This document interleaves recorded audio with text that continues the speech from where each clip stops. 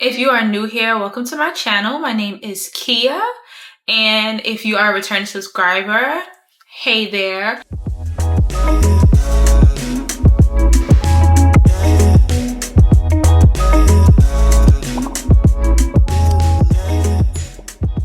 If you see that my mouth is moving weird or it's like tight and tense or I look strange, it's literally because I just got my wisdom teeth removed last week. This was the last two wisdom teeth and one of them was impacted. And so I have a little bit of nerve damage at the bottom, but I'm believing in Jesus' name that it's going to be healed completely. So that's why I look and sound the way I do. All right. So as we know, the title of this video is 27 life lessons that I've learned. My birthday is just a few days away. Obviously when you guys see the video, my birthday will have passed already.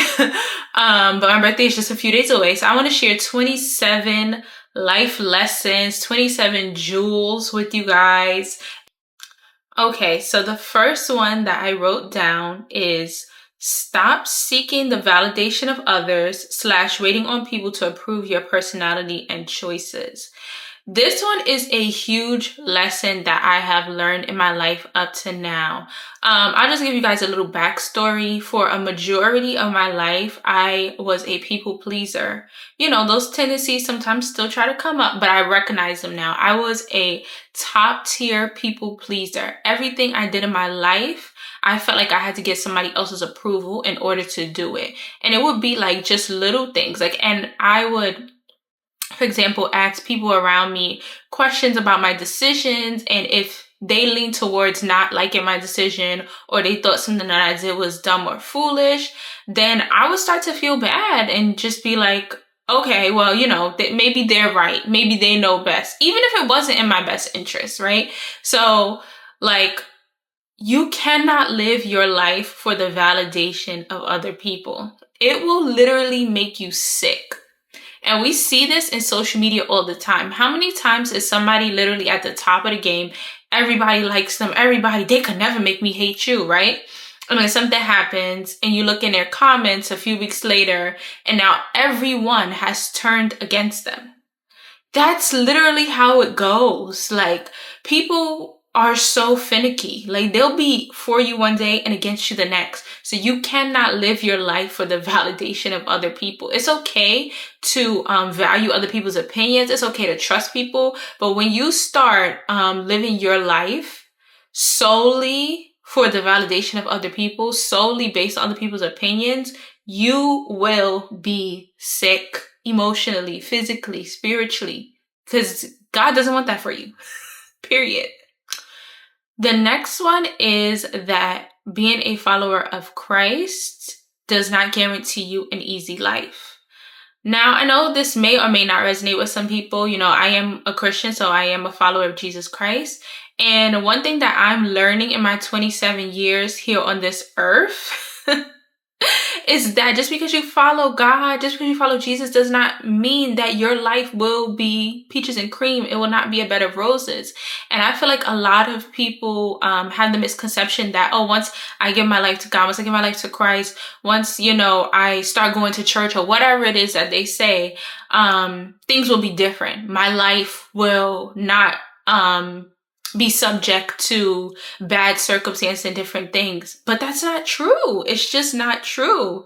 The Bible tells us that in this world, we're going to go through many trials and tribulations, but the word of God also says, be of good cheer because I have overcome the world. What does that mean? That means that yes, you're going to go through trials, but these trials are not going to break you because at the end, Jesus has final victory.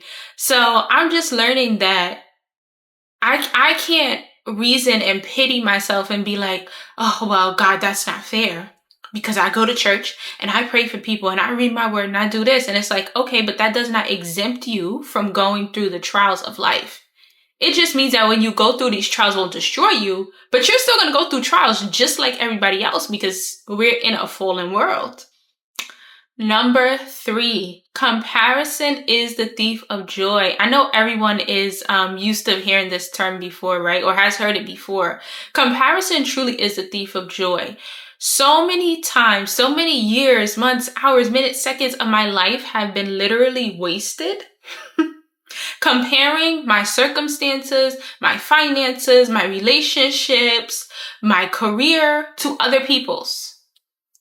It's okay to be inspired by people. That's totally fine. But you should not live your life desiring to have what someone else has and constantly comparing yourself to them. It just destroys you. And we know with social media, it's really easy to do that. I'll give you guys an example. When I was single, I spent so much time online looking at other people's relationships, obsessing over other people's relationships, and getting into a pity party and saying, I'll never have that. Maybe God just doesn't want me to be happy. I'll just be single forever. I was like, maybe let's say 23, 24, and I'm sitting here saying to myself, I'm going to be single forever. I'm planning ahead to when I'm 40, talking about the things I'm going to have to do when I'm 40 because I'm going to be alone. You see how you see how comparison will really have you coming up with scenarios that never happen, will have you pitying yourself when you should be enjoying the life that God has given you in whatever season it is in. I would literally go on Netflix, Hulu, whatever, and watch romance movies, the most nauseating romance movies, to make myself cry so that I can feel sorry for myself that I will never have that. Comparison. It got to a point where it was so bad that I literally had to ban myself from watching romance movies or TV shows. And that's my favorite genre. And I had to ban myself from social media for a few months.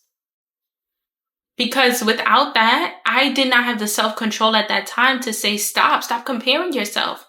And the thing is, when you constantly compare yourself, the enemy will just feed on your deepest insecurities and it will keep popping up.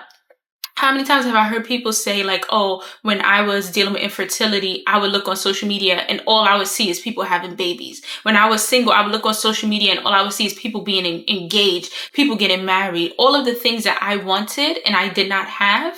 It was being shown to me constantly over and over again so that I can compare my situation and feel bad about myself. Stop. You really have to stop. You have to love your life in whatever season it's in. I know it's not easy. Trust me. There are parts of my life now that I'm still, desiring for growth in those areas. But one thing I noticed is that when I am grateful for the season I'm in, I'm grateful for the things I have, and I use what I have now to be a blessing to someone else, that's when my life feels so much more full than when I'm constantly comparing myself, my situation, my circumstances to people who I don't even know, Number 4, oh my gosh, I want to stress this one. You do not need to be self-deprecating to be humble. You do not need to be self-deprecating to be humble. So, I'll give you an example of what I mean. For many years, I would downplay my accomplishments, my successes. I told myself that I don't need to be proud of myself in certain areas of my life because it would upset or offend someone else. Do you guys understand what I'm saying?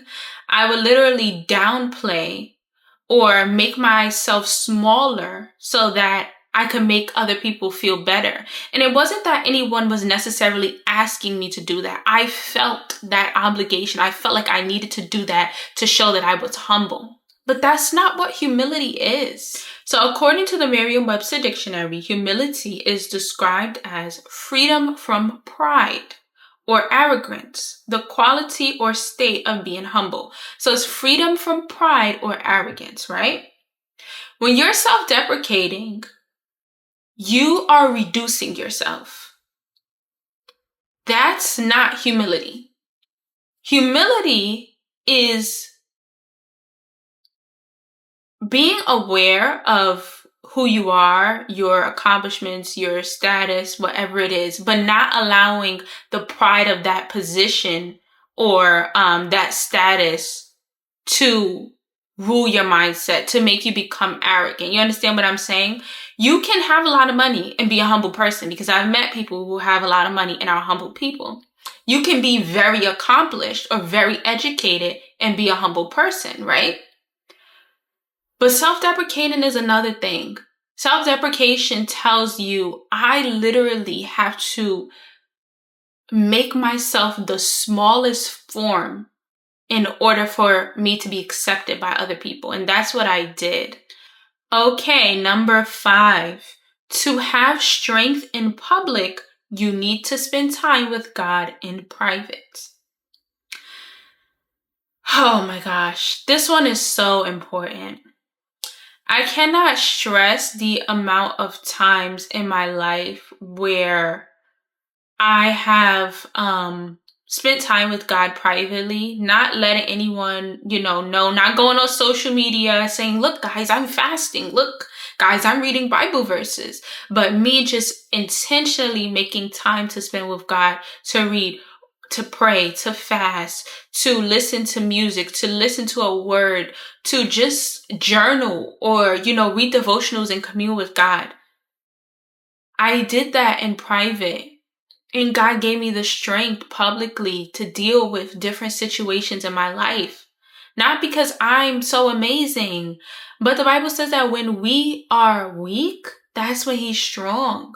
When you gather your arsenal together behind the scenes, God will make sure in public you have the strength to withstand and to go through lots of things.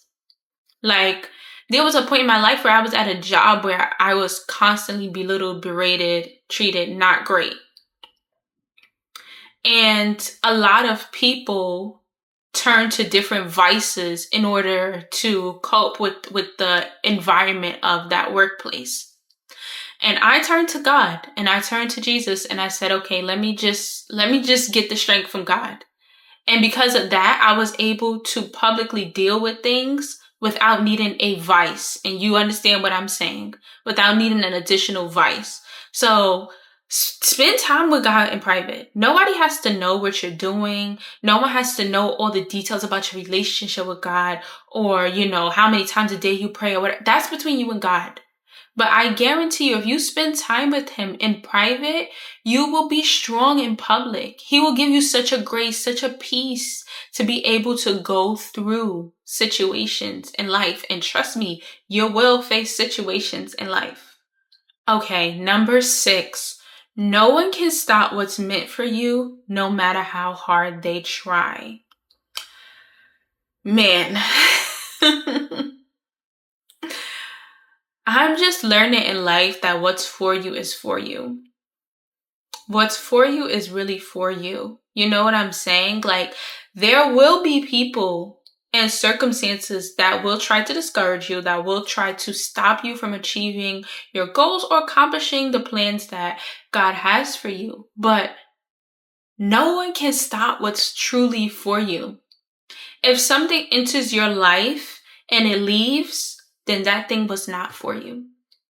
And I think getting older, I'm starting to accept that the things that are in my life are the things that are supposed to be here. And if at a point in time they end up leaving, then they were there for that season and I can take what I take from it, glean lessons from it, but I don't need to hold on to it because the things that are for me, baby, it's for me and it's always going to work out. Nothing is going to be able to stand against it. No door is going to be able to close because it's for me. But when it's not for me, I have to allow it to leave and to be okay with things coming and going into my life according to God's will. Like, you know what I'm saying? There's a time and a season for everything. So I'm just learning as I get older that, baby, what's for me is for me and nothing's going to stop it. But if something stops it, then guess what? Then it was not meant for me and that's okay. I'll keep going until I get the thing that is meant for me. Number 7, it's okay to distance yourself from anyone or anything that is a detriment to your growth. It's okay to distance yourself from anyone or anything that is a detriment to your growth. And I just feel like I had to learn this the hard way. But even if it's people who are close to you in your life, if they are a detriment to your growth, you have to remove yourself from the situation. There were many times in my life where I allowed people into my life, into my space, who did not have my best interest at heart and or were detrimental to my growth. And instead of removing myself from the situation, I tried to either figure it out on my own, or I went back to my people-pleasing ways to try to come up with a solution to, make these people happy. But if it's detrimental to your growth, it gotta go. Because listen, at the end of the day, we're all about growing. We're all about becoming better versions of ourselves. If something is causing you to be a lesser version of yourself, it does not need to be in your life. If someone is causing you to be a lesser version of yourself, they do not need to be in your life. It's as simple as that. But because I spent so many years people pleasing, I wasn't able to recognize that and to distance myself. And I would just cling more and more to people who were detrimental to my growth instead of just saying, you know what? It's okay to let it go, to move on. Number 8, peace is not the sunset, it's the still in the chaos. I forgot who said this because I've heard it a few times, but someone was like how they were in an art class and they were asked to draw peace, what peace looked like. And one person drew like a beach with like a beautiful sunset or whatever. And the other person drew a waterfall. We know how crashing waterfalls are. Drew a busy waterfall, and in the corner was a little bird on a branch. And they said that's peace. Peace is not the absence of problems. Peace is a joy and inner confidence even when there are problems going on. And that's what I'm learning. I'm one of those people that loves to take vacations. And listen, vacation means down, and I will go to a beach. I love the beach. And I used to a lot in my life associate that with peace, vacation with peace, right? Because there's like a stillness, there's a calmness to being away from your norm, right? But the truth is that's not peace. Peace is not running away from situations. Peace is having confidence and inner stillness, even when there's chaos all around you. And that's just what I've been learning more recently in my life. That stop looking to get out of certain situations and think that is peace, but learn to deal with them and have confidence that things will work out. Have an inner joy and an inner trust in God that things will work out. You know what I'm saying? That's true peace. And I'm learning that. It's not about getting away from the situation. It's not about, being without chaos ever, because you're always going to face chaos in this world in some form or fashion. But it's about having that stillness even when everything else around you is chaotic. So number 9, and this is one thing that I've spoken about on my Lemonade. I don't know if anybody uses that app, but shout out. Find me on there. My Lemonade, and I think an Instagram/Facebook reel, I wrote about this. But no one's life is better than yours. You just don't love yourself. And I had to put it very bluntly because it was also a message to me. And it's a kind of twofold with the comparison is a thief of joy. But we see other people and we say, oh my gosh, their life is so much better than mine. They have so much more money than me and blah, blah, blah, blah. And that may be true. They may have more of a certain type of resource than you, but that does not make their life better. We have to get out of the mindset. And I say we, I'm talking about the people who have struggled with that mindset like I have. If it doesn't apply to you, that's okay. But when I say we, I'm talking about, y'all know what I'm talking about, my people that's here on that one. We have to get out of the mindset that because someone has more of X, Y, and Z, that means that their life is better. No, you just don't love your life. You just don't love yourself. You just don't love the things that you have. So it seems like what everybody else has is better. And an example that I gave is that at one point in time in my life, I was comparing my family with other people's families, right? And then it dawned on me, why are you comparing your family to someone else's as if their family is better? Why don't you just love the family that God blessed you with? Why don't you just cherish the people in your family? No, they are not perfect, but there is no perfect family. Just like there's no perfect relationship, there's no perfect friendship, there's no perfect career. Your issue may be one area of your life that you don't have, but there may be somebody else who has the thing that you want, but there's a different issue in their life. You understand what I'm saying? So love yourself. Once you love yourself, you stop thinking less about whose X, Y, and Z is better than yours and about how I can make what I have the very best. How can I cherish my family? How can I cherish the career that I have? If I don't have a career, how can I cherish the time that I'm looking for my next move? How can I cherish this? How can I love this? Like, how can I grow and plant seeds of love in what I have instead of saying that this person has something better than me? Why don't I just love what I have so that it can be the best version? You feel what I'm saying? Stop romanticizing the past and start romanticizing the present. Stop romanticizing the past and start romanticizing the present. So on like TikTok and Instagram and stuff, there's like a sound that people use that's like from like the 80s or the 90s, right? I was born in 97.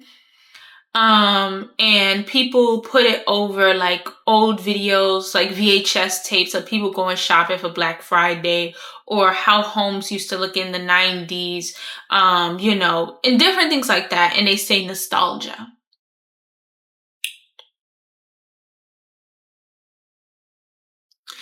It's okay to remember the past and to be fond of it. It is not okay to romanticize the past in a way that we say, I wish I was back in such and such year. Because that year had its problems too. Just in hindsight, you don't see them because where you are currently seems like it's worse than what life was like in the past. Like, I don't know if I'm saying this the way I'm like really actually trying to communicate it. Yes, back in the early 2000s, when I was in elementary through middle school and all of that stuff, into the mid 2000s and the 2015s and all of that. Yeah, it was a good time. Life was simpler. Things did cost less money. But guess why? Because I was a kid. Because I was a kid. The reality of it is that there were still people struggling back then. There were still things that were expensive for people. There were still problems with the economy. There were still problems politically. There were a host of issues. It's just there's issues now as well. And we like to look back at the past and be like, oh, I just wish I was born in the 80s. I just wish I was born in the early 90s. And it's like, no, you were born now. So instead of us constantly looking back at the past and saying how amazing life was in the past, why don't you look at the present and see what you can do to enjoy life in the present? It's okay to reminisce on the past. There are some great memories in the past that I love. You understand what I'm saying?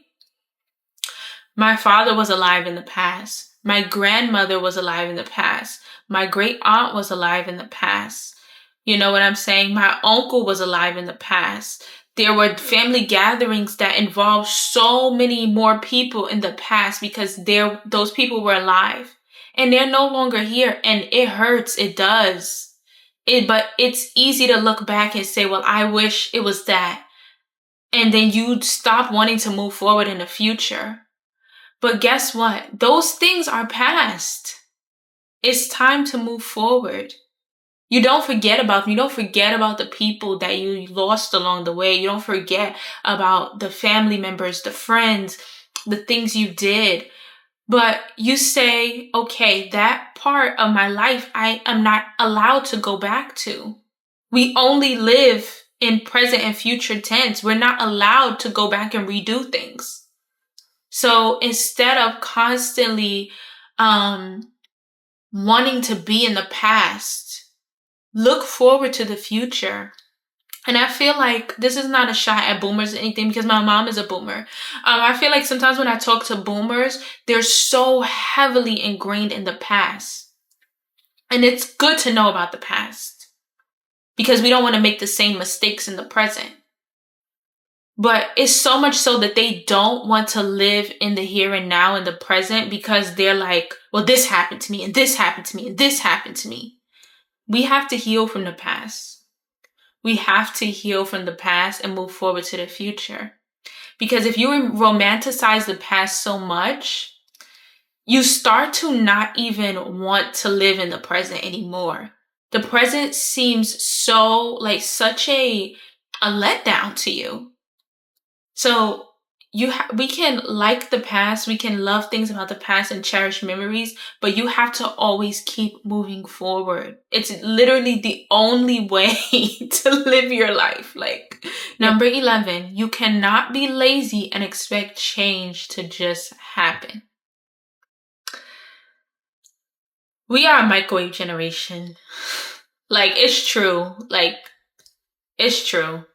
We like want things so quick, because we grew up in the like when the internet was taking off and all of those things, right? So we're used to things being so much faster. Like, I can admit that. We're used to things being so much faster.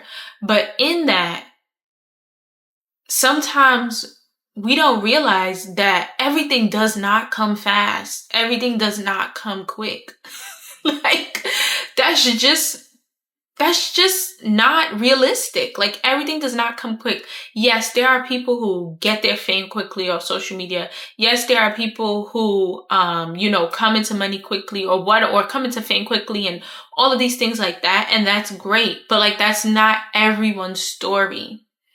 And I just found myself in life getting so frustrated with waiting. Like, that's not fair. I saw somebody else got it quick, so why do I have to wait? Why do I have to put in so much work when I feel like other people are getting it quickly in half the time? Like, that just doesn't. The fact of the matter is, you cannot expect results being lazy. There are just things in life you're going to have to put in the work for. And sometimes that work may take you months. It may take you weeks, hours, years, even in some cases. And we have to be okay with that. You know what I'm saying? Like, everybody's not going to get widespread success overnight. There's some people that do, and you know what? God bless them. I'm happy for them. But like, not everyone does. You know what I'm saying? There are some people who just walk into stuff. But like, you can't be lazy. And I found myself wanting things and not wanting to put in the work. For example, we're going to use a prime example, content creation. Let's just use that as an example. After I left the job that I was at for a while, I was like, okay, you know what? I'm going to go into content creation. Like, I see other people do it. All I got to do is post, and I'm finna get 10K followers. I'm finna get 10K followers. Why not? And it did not work like that. It didn't happen like that. And I was annoyed. I was like, okay, like that's annoying. Like, I just feel like I should get it. Sorry guys, I had to leave for a second because my camera was overheating. But yeah, what I was just saying is, like, for example, with the content creation thing, like, I was like, oh, I'll just post a lot and then I'll become this massive major content creator. And it's like, no, actually you have to do a lot more than that. You have to look at your analytics. You have to look at your audience. You have to tailor your content to the people who are watching it. And I didn't really want to put in all that work. I'm going to be honest. Like, I just wanted it to be handed to me. I wanted to be lazy about it. You know, the same thing with jobs. Like, when I was like trying to find more careers similar to the one that I had left, I was like, ugh, I don't feel like applying. Like, why can't it just come to me? And it's like, no, if you're lazy, nothing's going to happen. Like, I hate to say it. Like, that's why so many people turn to like scamming and all these things because they think, oh, we'll just get this quick. Not realizing that anything you get quick will eventually leave you just as quick. So you have to put in work. Like that's just how it is. You're not always going to feel like it, but you do have to push yourself. Okay, number 12. You don't need to put anyone else down if you are truly happy with who you are. And that kind of goes with like that saying that says if you don't have anything nice to say, don't say anything at all. You don't need to put someone down if you're happy with who you are. You don't need to make fun of someone if you are happy with who you are. There's going to be people who look different than you, sound different than you, have different opinions than you. You don't need to like make fun of them. If it's something that you just feel like you cannot tolerate, especially on social media, just scroll past it. Like in my more immature days, I would like send like messages to people, you know, friends or family, whoever, like, oh, look at this person. Oh, look what they said. You know, look, who cares? You don't have to like everything that somebody else does or says or posts. But you really don't need to be mean. You really don't need to put them down. And it's like I noticed in times in my life where I felt like I needed to put someone down. It's because I either had some sort of jealousy in me or I just really was unhappy and I felt like I needed to lower someone else to make myself feel better about my situation. And it's like, you really don't. You really don't. As you get older, you start to see like, instead of me wasting my time saying mean things or, you know, judging someone else, why don't I just pray for them and move on? Like, why don't I just do that? Why don't I see if I know the person, why don't I see if there's some way I can help them? And you don't need to be mean to anyone else to make yourself feel better. You're not going to feel better. Like, it doesn't do anything for you but feed into your insecurities and just allow you to walk around with a negative and like just dim outlook on life. And who needs that? We need hope, we need light, we need love. Like we don't need the negativity stuff. Leave it back there. Number 13. Self-worth is not found in material things, but who God says you were before you were nothing. So, before we were even in our mother's womb, it says that we were chosen. It says that God intricately formed us, that He knew literally the number of hairs that was going to be on our head, that we're fearfully and wonderfully made, that we are made in the image of God, that we are a royal priesthood, a chosen generation. Like it says so many things about you, that you're God's prized possession. Does that sound like a worthless person to you? No.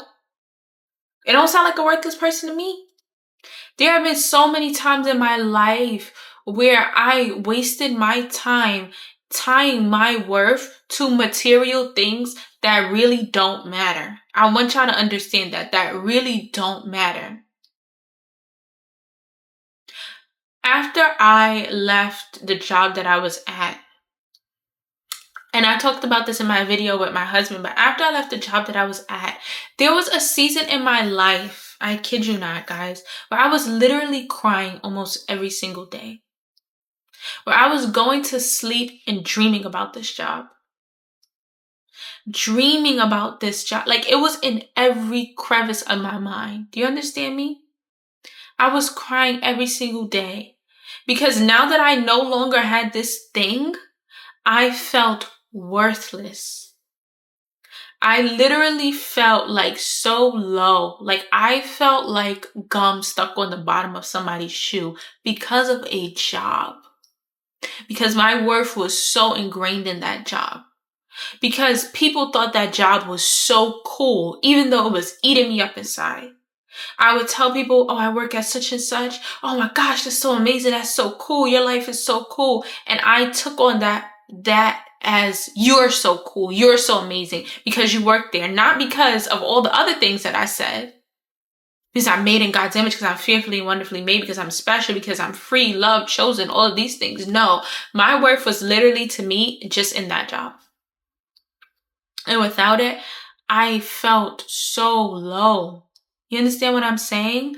I could not be happy being a wife because I was like, oh, that's it? I'm just a wife? I didn't go to school for all these years to be just a wife. You understand what I'm saying? Like, I just felt like, oh, that's it? That's all I am? And it was like, no, that was never all that you are. That is a piece of who you are, but it's not all that you are. But because my worth was so tied to this job, I felt so worthless without it. Like, worthless. As in, I was just like, God, what am I? What purpose do I have? I don't have that job anymore, so what purpose do I serve? I'm just home, doing nothing. And God really had to deal with me with that mindset. Because whether you have a certain thing or you don't have a certain thing, whether you work a place or you don't work a place, whether you have a spouse or you don't have a spouse, a car or a house, all of these things, they literally do not make you who you are. And you want to know how I know that? Because guess what? If you lose those things, you'll still be the same exact person. You're not going to look different. You're not going to sound different. You will just be without that thing. That thing doesn't determine who you are. And I'm just really like walking in that and learning that as I'm getting older. That like, stop tying your worth to these material things. Do I want a house? Yes. Do I believe I'll get one day? Absolutely. But if I view myself only as the woman who does not yet have a house, then I won't enjoy the apartment that I have. Then I will not enjoy the husband that I have. Then I will, like, you know what I'm saying? It's so easy to tie your worth to material things, to money, to literal money. And it's like, okay, but what happens when you lose that money? This is literally why there's people who, when they lose significant amounts of money, they commit suicide. Because they feel like that money was them. No, that is something. It is a resource that's here. But it's not who you are. You're so much more than that. Number 14. Be a light and a builder. You are someone's example.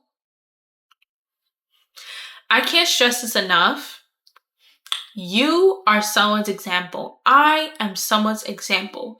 No, someone may not come up to me and say, you are my example, but please believe that people watch everything you do. You can make the slightest difference in someone's life just by building them up, just by being a light. Like when you go somewhere new, determine in your heart, pray before you go, God, help me to be a light. Like, there have been so many times where I've walked into places and someone says, I was just really drawn to you. Like, there's just something about you that I'm drawn to. It's not because I'm so special, but it's the God in me. So be a light. Build someone else up. See what you can do to help someone else. Like, you are someone's example. Even if you don't have kids, I don't have kids, but I'm an aunt. And I'm a friend, and I'm a sister, and I'm a daughter-in-law, and I'm a church member. You're somebody's example. Someone is watching you to know how to handle life's crisis. Someone's watching you on your job to know what being in a relationship with God is like. Someone's watching you in your everyday life, maybe in your neighborhood, to see how you interact with people. You don't know. Like, so you're someone's example. So just like always strive to be a light, always strive to build someone up. Like someone is going to be touched by your life. We're not just here for ourselves. We're here to like be a blessing to someone else. So remember that, like when you feel like I don't have no purpose, you do. You're somebody's light, baby. Be that example. Be that example for somebody else. Okay, number 15. The more transparent you are, the better you can help others. No one wants to be around someone who pretends like their life is good all the time. It's okay to share about yourself. And I understand the apprehension with sharing, right? Because we're like, I don't want to share too much about myself. I don't want to be too transparent with people that I don't trust. But you cannot live your life with walls up all the time. You have to eventually develop relationships with people who you feel like you can trust. And in certain circumstances, it's okay to share things about yourself. I found that in the times that I'm most transparent about my life or my struggles, etc., that's when people feel like they can relate more to me. And that's when I'm actually helping someone out. When we build walls up and we pretend that everything's good in my life, oh, everything's fine, everything's perfect, like there's no license to be vulnerable. There's no space to say that growth is needed. It's okay to be transparent. It's okay to share parts of yourself with other people. And that's what I'm learning. There was a season in my life where I just felt like I really couldn't trust anybody. And it was hard for me to share with people because I was like, are people going to use this information to weaponize against me?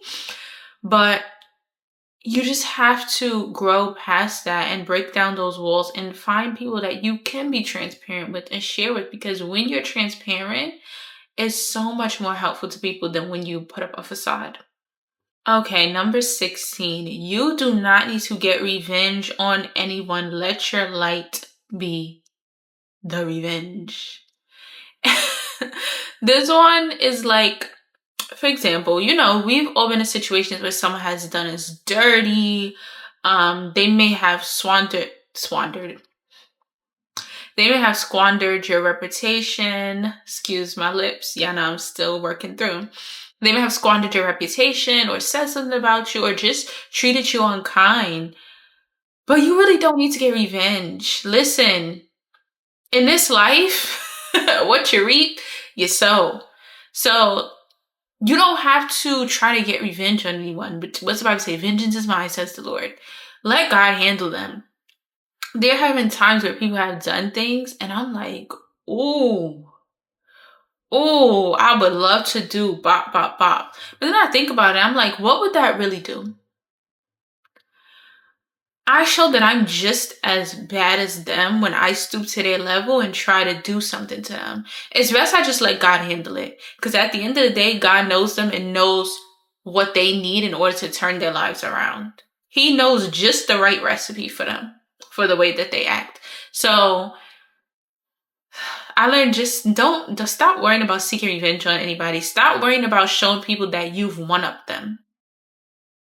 That was really stressing me out at a point in my life. I'm like, yo, I have to show these people that I one-up them. Like they didn't get me. And it's like, why do you care what they think? Why do you care? Go ahead and live your life. Be a light. That is revenge enough. Everything else, God got it. He'll take care of them. You just do you. Number 17. And this, again, is kind of in the vein of people pleasing. But be consistent with who you are and don't change because you're in different groups. Someone should be able to identify you by your character no matter what group you're in. I am a lot of things. I have a lot of flaws. But one thing that people can say about me is that my character is consistent, whether I'm with my family, whether I'm with my church family, whether I'm with friends, whether I'm with coworkers, whether I'm with neighbors. The character is very consistent. I do not switch up my character around other people because, as I said, I have struggled with people pleasing in the past. And I've tried to switch up my character. And guess what? It will always backfire because people know who I am. They know the type of fruit I bear. They know the type of life I live. So once I start trying to do something else that's not me, it feels very disingenuous. And it is not successful. So I would just suggest be consistent in your character. If you're not able to be consistent in your character with all the people with the different groups of people that you're around, then something's wrong in that picture. Then there's somewhere in your life that you are either compromising your integrity or you're molding yourself to try to fit in with someone. Let's leave that behind. Let's leave trying to fit in with everybody else behind, and let's work on being men and women and children and friends and sisters and brothers of integrity. Because listen, people will not remember the things you say, but they will remember how you act. Okay, that's the way you act. Y'all know what I'm talking about. So yeah, try to be consistent with that character through and through. Okay, number 18. It's okay to need improvement and accept correction. It is not okay to live in condemnation. It's okay to accept improvement and recognize that you need a change. We all do. We all do behave. We all sometimes participate in behaviors or say things that really we shouldn't say or we shouldn't do. But we do them because we're human and we mess up, we make mistakes. It's okay to receive correction. It's okay for someone who is part of your life and loves you to say, hey, I noticed this. I know that that's not usually how you act. I noticed that you're going through something. I noticed that you acted a certain type of way. And it's okay for you to accept that and be like, you know what, you're right. I think I need to work on this area of my life. What is not okay is to live in condemnation.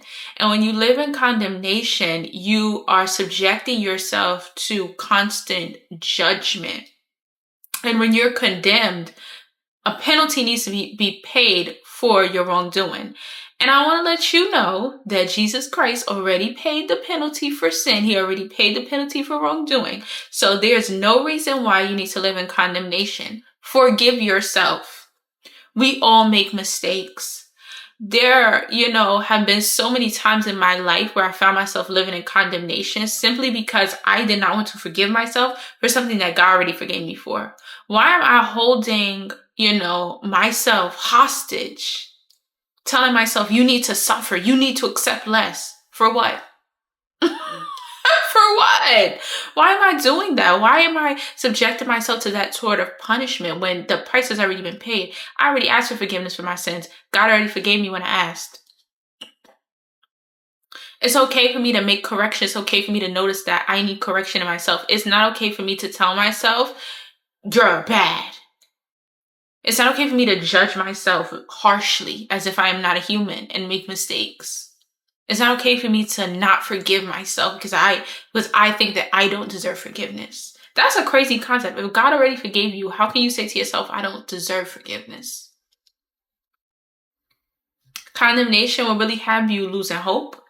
It will have you having a very poor and jaded outlook on life. It will have you accepting things that are beneath you. Because you're like, well, I could never get more because I deserve less. No, you don't. No, you don't. You deserve the greater. Okay, number 19. Celebrate the little wins. So often in this life, we wait until we get like a big victory in order to celebrate. It's okay to celebrate yourself when you have little wins. Because you know what? Those little wins eventually build up into something big. But when we become so focused on, I need this monumentous accomplishment, we start to throw the little wins to the side. A little win is sometimes what you need in order to achieve a big win. The little win could have been you just deciding to get out of the bed.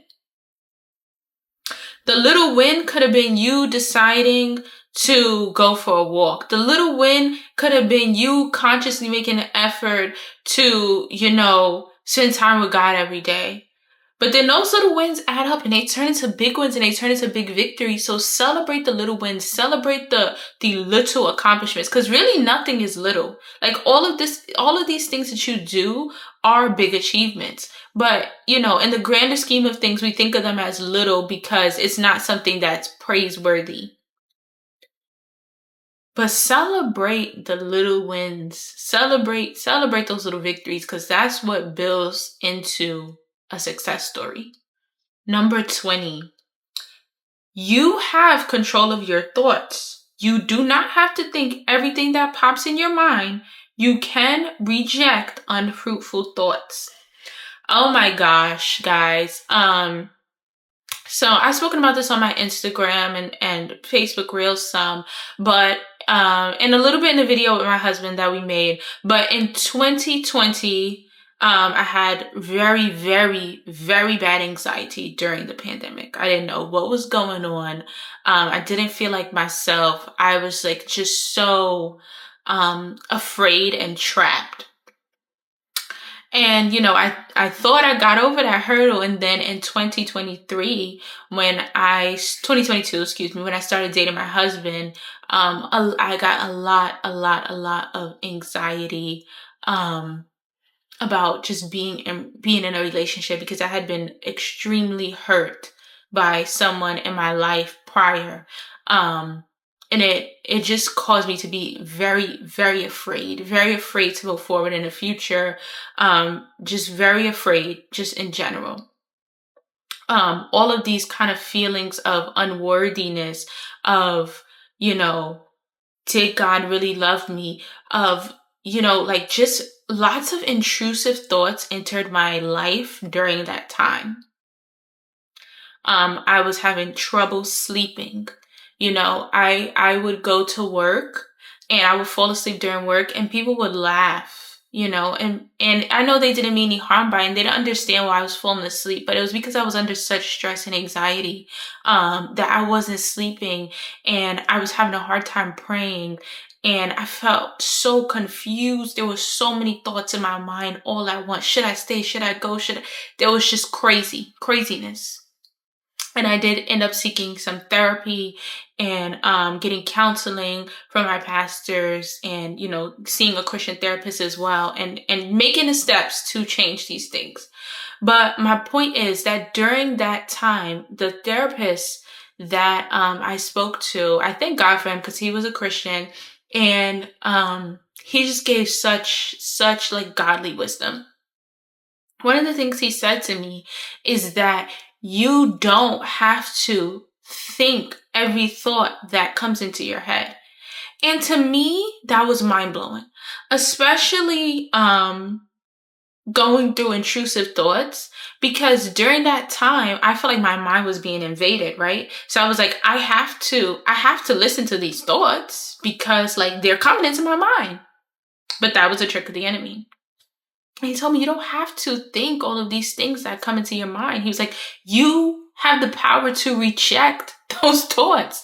And I was like, I was mind blown. Like, what? Like, this is such like a beautiful life lesson that I will never forget. And you don't have to think everything that comes into your mind. Oftentimes we're bombarded with thoughts. Some of them come from our own mind. Some of them come from the enemy. Some of them come from our past experiences, and so many other places, right? But if a thought does not align with the will of God, if a thought is causing you disruption, if a thought is pushing you to do something that is harmful to yourself or to someone else, you do not have to act on that thought. You can reject it.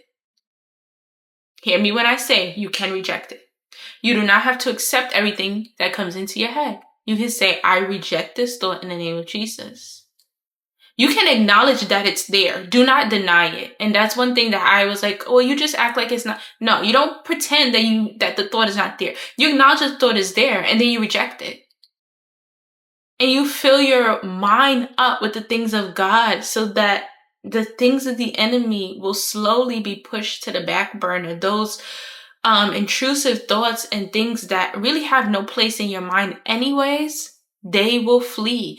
And that's just, I just want people to know that you don't have to think every thought that comes into your head. You don't have to act on every desire that presents itself to you. Because listen, temptation will present itself to you. Different things will present itself to you. It is up to you to decide whether or not you will act on those things. So I just want you to keep that in mind. All right. 21. It's either you trust God or you don't. It's either you trust God or you don't. Like, it's really time out for the wishy-washy stuff, right? A lot of us, we go to church every Sunday, we read the Bible, we listen to the word, and then when we are faced with life situations, it's, oh God, is this gonna work out? Is it? It's either you trust that everything you've been learning and studying is real and true, or you don't. Like, it's time out. Like, as I'm getting older, it's really time out for playing around. It's really time out for playing around. It's really time out for I'm on the fence. You with it or you not?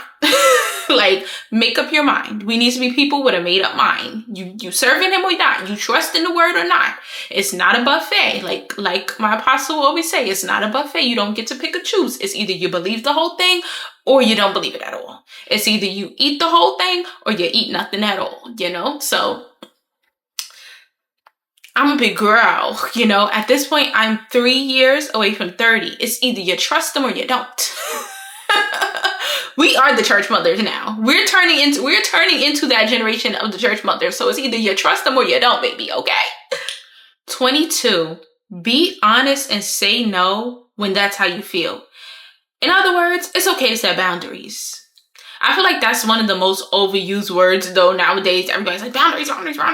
But like, it's okay. It's okay to set boundaries. It's okay to say no. And I've had a hard time with that in my life. And I think that's something too that my husband also said that he struggled with at a point. Like, it's okay to say no.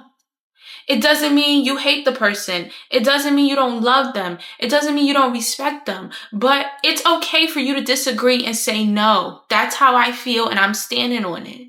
Number 23, spend time with your loved ones while they are here. Friends come and go. Oh, friends are important. It's important to have people in your life, in your space that you can rely on, that you can trust, you can share with, right?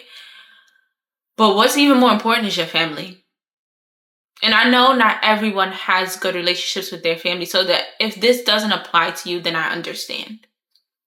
But for the people who have at least one family member, at least someone in their family that they cherish, spend time with them, please. You know, my generation especially, we love to do a lot of texty, not too much calling. And I understand, because I really don't be wanting to call people like that. Unless it's like my mother or my husband, something like, you know what I'm saying? My best friend, but my sisters, and my brothers. But other than that, I'm not really a caller like that. You feel me? I'm more of a text me.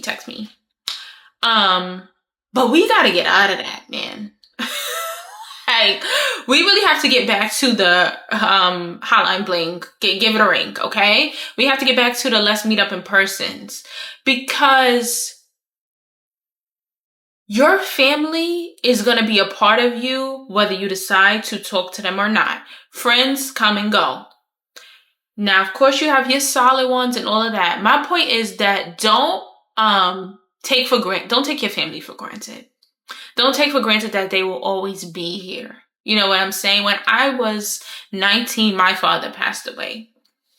And we had a lot of special memories and things together of, you know, us spending time together. What the freak? Okay, sorry, my top headlight died. But anyways, yeah, so when I was 19, my father passed away. We have a lot of memories and things that we share together, and I'm grateful for those times. My grandma also passed away around that same time. So it's just like, you don't know what life has to offer, what life has to bring. So spend time with your loved ones, cherish them, call them, talk to them, pray for them, like, be concerned about them. Like, don't take for granted that, oh, I'm just, you know, if there's family events, I just want to spend time with my friends instead. It's like, yes, that's great. It's good to have friends, but your friends, you know, they are secondary when it comes to your family. Your family should be your first priority. And then if you have friends that are like family, for the people who don't have family in their lives, then that's understandable. But cherish the time that you have with your family, especially when you're like young. Like when you're a teenager, you may not see the necessity, or younger, you may not see the necessity of spending time with your family. It may seem whack, boring, all of that, but make it fun. Get games, do whatever you have to do to make your time with your family enjoyable, and cherish them, because those are your people. Number 24, see people the way God sees them and have a little more grace and a little more empathy. Listen, sometimes people get on your nerves, just straight up, if we're being honest. Sometimes people get on your nerves. And sometimes people act real stinky and you don't understand why. But one thing that has helped me to just kind of move past that is to see them as God sees them. I'm like, you know what? They are acting stinky. They're acting real nasty. But guess what? Sometimes I act nasty too. Sometimes I act stinky too. Sometimes I don't say hi. Sometimes I'm selfish. Right? Sometimes I give attitude. So instead of me being like, oh, this person that bashing them, why don't I just look at them and try not to see the way they're acting, but just see God and just treat them nice anyway. Just have some grace. You know what? Maybe they're having a bad day. Maybe they went through something. Maybe someone in their family passed away. Maybe, they just got some bad news. Like, we just have to have more grace for people, more empathy. Like, put yourself in their shoes. Like, it's so easy to get mad at people when sometimes people just really need a hug. Sometimes people just really need somebody to smile at them. And you'll notice that when you choose to take the higher road, it makes people like act right. Because light and darkness, they don't typically stay in the same place, right? So if you overrule with your light, the darkness gotta flee. Number 25, take control of your health at a young age. Unhealthy adults were just once unhealthy kids, like, respectfully. Like, our choices from youth do follow us, in terms of our health. And it's easier for you to rehab or snap back from something when you're younger than when you're older, because like everything slows down, right? Your metabolism slows down. Your ability to do certain things slows down. Just like your body's ability to regenerate, cells and things like that after there's problems. Like, all of that slows down, right? So take care of yourself young. Like, do the exercise, put in the work with your diet. Like, I'm not saying do crash diets. I'm just saying try to incorporate the necessary vitamins, fruits, vegetables, etc. that you need. And it is hard. Oh my gosh, it's so hard, right? Because fast food, it be eaten. Everybody's doing mukbangs. Everybody's doing ASMR. You watching people crunch on Chili's double crunch the chicken tenders. Mad good, dumb good. You want them. I get it. I really do. But earlier this year I found out I have high cholesterol. Now, could I be doing better? Yes. Okay. But my point is, like, I would have never thought, right? Like, it just seems like so, like, unlikely. But like, yeah. So take care of yourself young so that when you are older, you don't have to worry about these things. You don't have to worry about being on a whole bunch of medications. You don't have to worry about your doctor telling you that you need to go do X, Y, and Z exercises. And because now your joints are not used to doing that, because you haven't been exercising for 40 years, you are struggling to walk. You are struggling to get on a treadmill. You don't want that. You don't need that in your life. So take care of yourself young so that you can enjoy that in your older years. Number 26. This life determines the next. So prioritize the things that are really important. Again, I know everyone may not connect with this one, right? But as I stated before, I am Christian. So I do believe in the resurrection. I do believe in spending eternal life with God in heaven, right? And you know, if you're a follower of Christ and you decide to reject God here on earth, then it says he's gonna reject you at the end. You know what I'm saying? We all have to give an account for the life that we lived here on earth. Okay? So if you decide to live your life in a certain way, you better be prepared for what lies ahead for you in eternity. So for me, what that does is that lets me know, that God sees everything, right? That I have the assurance that whatever I do for him, he's going to see it, he's going to recognize it. But also, it lets me know to have priorities. I can spend my life chasing money, fame, chasing different relationships, chasing vacations, chasing whatever types of idols there are, right? I cannot take any of those things with me once I die. I'm going to be dust. I'm going to be in a grave 6 feet under, right? So my priorities are not to build up a bunch of wealth and fame in this world. Do I want to have money? Yes. Is there something wrong with having money? No, it's something wrong with idolizing money. Do I want to have a certain level of fame in that people know who I am and I make an impact in society or my community or people around me? Absolutely, right? Do I need to be like the A-list celebrity? No. But my whole point is just like priorities. Like that's what I'm learning in life, priorities. You cannot take this stuff with you. So why are you fighting so hard to build up all these material things? They're gonna come.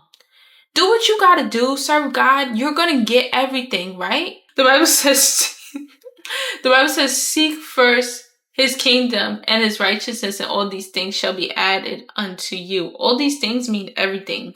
Everything that you need, everything you're desiring, you want according to his will is going to be added to you. So why am I sitting here burdening myself with all of trying to get all of these things when really I'm going to get them anyways? But those are not the top priority of my life because I can't take it with me and they really have no bearing on what my life will be after this, you feel me? Number 27, last and finally. If someone shows you who they are, believe them. There's usually signs about who people are, you know. Sometimes we choose to ignore them. That's when people say the term red flag, red flag. Sometimes we choose to ignore them, right? Because we want to look for the best in people, and sometimes we just don't want to believe that this person is really like that. Like we want to give them the benefit of the doubt. But like people don't just start doing behaviors. Like it's something that they were always doing. It's a matter of whether you noticed it or not, you know? So if people show you who they are, just believe them. You know what I'm saying? Like, don't be fooled by somebody acting one way. Wow. By somebody acting one way on one day and then a different way the next. No. That's who they are. Believe them and act and move accordingly.